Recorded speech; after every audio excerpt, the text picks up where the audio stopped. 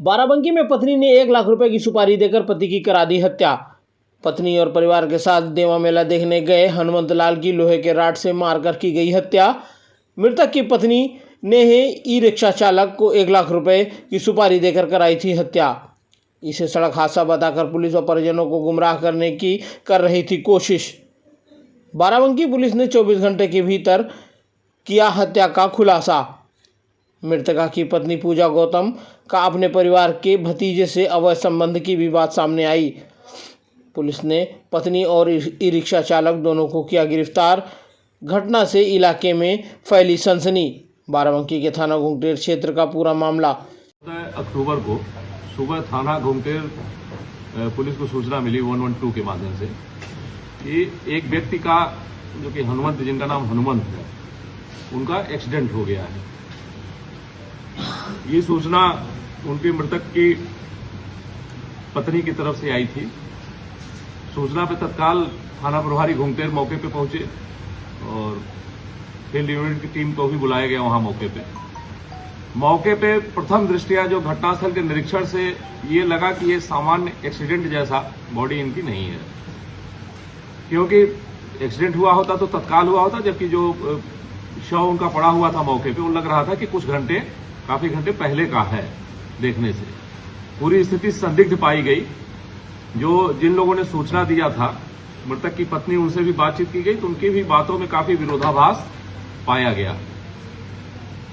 इसमें तत्काल एक टीम गठित करके लगाया गया और इस टीम के द्वारा सारे जितने इससे जुड़े हुए डिजिटल एविडेंस थे, आसपास के सीसीटीवी कैमरों की रिकॉर्डिंग थी, वो संकलित की गई और जितने भी संबंधित लोग थे उनसे पूछताछ की गई। इनकी कॉल डिटेल्स वगैरह भी चेक की गई।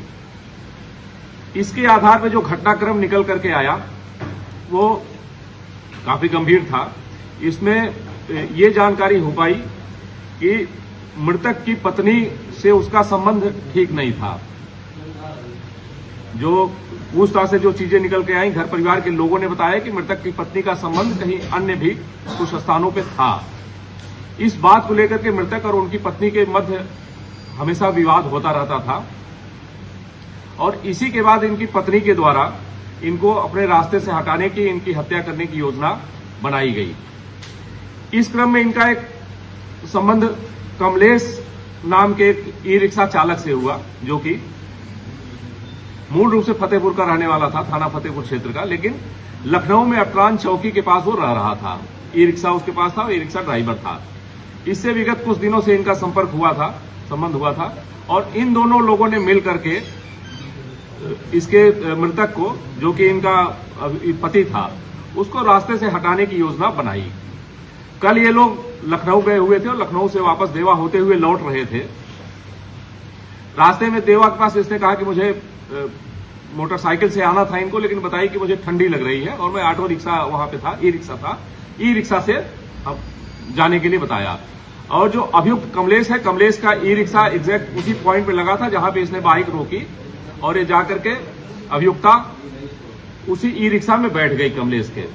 वहां से ये उसके ई रिक्शा से चल करके अपने गांव के समीप तक पहुंचे। गांव के पहले का जो एरिया था, मुख्य मार्ग से कट करके इनके गांव पे जो सड़क जाती थी, जो मृतक की पत्नी थी वो ई रिक्शा पे अपने बच्चों के साथ थी और मृतक अपनी मोटरसाइकिल से जा रहे थे। रास्ते में उनको रोक करके वहां पे इन लोगों ने एक राड से उनके सिर पे प्रहार किया, अभियुक्त कमलेश ने और मृतक की पत्नी के द्वारा उनके सिर पे प्रहार किया गया, जिससे वहीं पे वो गिर गए।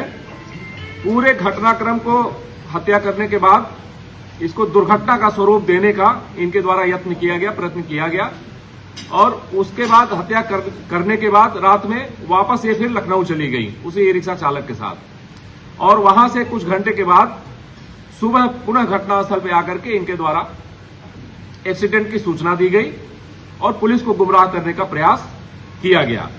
इस घटना में समुचित साक्ष्यों के आधार पर सारे जितने डिजिटल एविडेंस है, 2 लोगों की गिरफ्तारी की गई है। जो मृतक थे उनके भाई के द्वारा ये इस घटना में एफआईआर पंजीकृत कराई गई, जिसमें मृतक की पत्नी को और उनके जानने वाले जो उनके मित्र थे कमलेश, उनको नामजद कराया गया और घटना में पूरे सभी साक्ष्य संकलित हो जाने के पश्चात मृतक की पत्नी को और ई रिक्शा चालक कमलेश जो कि उनका परिचित था, दोनों की गिरफ्तारी कर ली गई है। इनके पास से जो आला कतल सरिया जिससे सिर में चोट पहुंचाई गई थी वो बरामद किया गया। इसके अतिरिक्त घटना में प्रयुक्त मोबाइल फोन और घटना में प्रयुक्त ई रिक्शा भी बरामद कर लिया गया है। हमारी टीम इनसे लगातार पूछताछ कर रही है। सारे जितने साक्ष्य हमने संकलित किए हैं सभी साक्ष्यों को विश्लेषित किया जा रहा है। आगे और जो फैक्ट निकल करके आएंगे उसके आधार पर अग्रिम विधिक कार्रवाई की जाएगी।